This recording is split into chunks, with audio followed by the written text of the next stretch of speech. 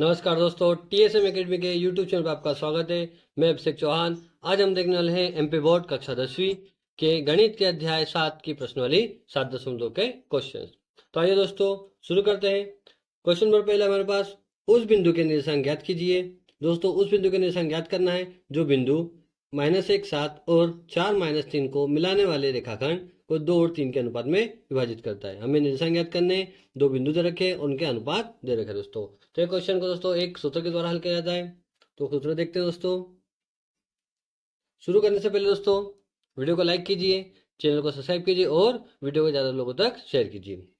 आइए दोस्तों, इसके लिए सूत्र होता है, एक्स का निर्देशांक निकालना है तो x बराबर m1 x2 minus m2 x1 बटे m1 प्लस m2, ये x के लिए होता है। और अगर y का मान निकालना है तो उसके लिए होता है m1 y2, सॉरी दोस्तों यहाँ पर प्लस होता है m2 y1 बटे m1 प्लस m2 दोस्तों। ये सूत्र का उपयोग कर अपन इनके निर्देशांक ज्ञात कर लेंगे, x और y। देखते हैं दोस्तों, दो निर्देशांक दे रखा है अपने को, एक दे रखा है -1 और 7। क्या दोस्तों ये अपने को दिया है, यहाँ से अपने को x और y का मान निकल जाएगा। और दूसरा निर्देशांक है 4 -3 और इनका अनुपात दे रखा है 2 और 3।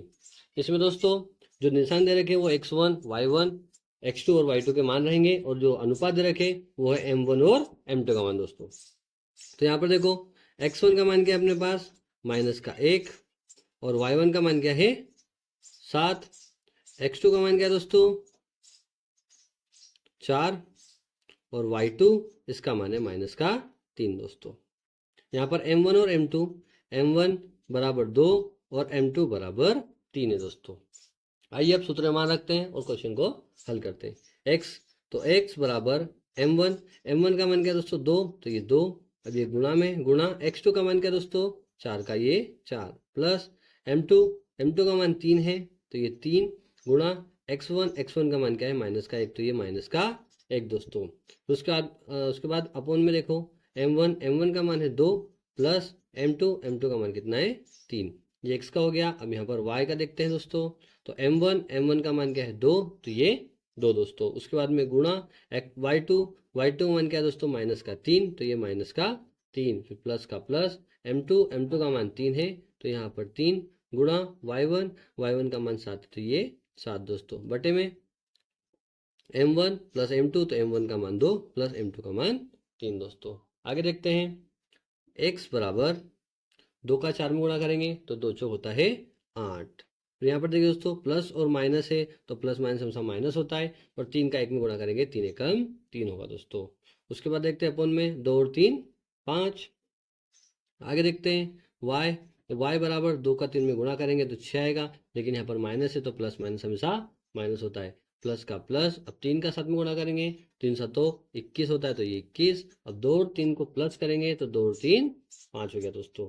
आगे देखते हैं x बराबर 8 में से 3 जाएंगे दोस्तों बचेंगे 5, तो ये 5, उसके बटे में 5 है तो ये 5 दोस्तों। फिर y बराबर यहाँ पर माइनस का और यहाँ पर क्या है प्लस है, तो हमेशा प्लस और माइनस क्या होते हैं दोस्तों माइनस होते हैं, इसलिए 21 में से 6 जाएंगे तो यहाँ पर आएंगे 15। अब 21 में 6 आए 15 आएंगे, लेकिन यहाँ पर ध्यान देना दोस्तों जो बड़ी संख्या है उसके आगे प्लस है तो यहाँ पर भी क्या रहेगा प्लस, और प्लस अपन लगाते नहीं है। अपन में 5 का 5, इसको काटेंगे 5 के पहाड़े में 5 एक बार में आते तो 5 एकम 5 दोस्तों। तो x बराबर कितना आया 1 आया।